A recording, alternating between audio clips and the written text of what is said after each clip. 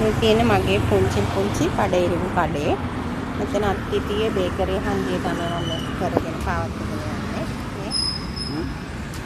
මේ තමයි පිටපත්තු ගෑස් එකේ කරන්නේ. අද ගෑස් ඉවර වෙලා. කඩේ වැඩ තමයි. අසෙන් දරලි පත්තු කරලා එනවා උදේ ඉඳන් මහන්සිලා වැඩ කරලා මම අද නිවාඩු හෙට ප්‍රෝග්‍රෑම් එකට යන්න ඕනේ ඉඳ වැඩ වගේක් කරගන්න. අයියා තමයි අද මගේ කඩේ කරේ.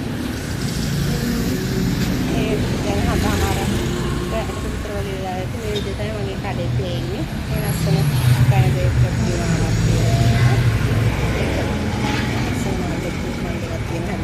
ඒක විදිහට වගේ. ඊට පස්සේ මේ ලස්සන අලුත් උදේ කපලා හවසෙන බඩේලු. මේ කස්සම කෙනෙක්ට දෙන්න හරි ගැස්සේ බඩේලින් කායල එකක් නෝයාලක් දෙන්නේ. මේක ඇබිලි පිටින් තමයි මම බඩේරිඟු ගන්නෙ. ඕඩර් කරලා ගේන්නේ. අලුත් බඩේරිඟු. බලන්න. දැන් මගේ කඩේ ලස්සනට පේන්නේ. මේ විදිහට තමයි පේන්නේ. ඒ වැඩ කරන අයියා මගේ කඩේ තව කඩයක් තියෙන බෙල්ලන්ගල ඒකත් කරනවා මේකත් කරනවා දෙකම එකින් කරගෙන යනවා හිමීට. ඔයාලට අලුත් බඩේරිඟු ගන්න ඕන.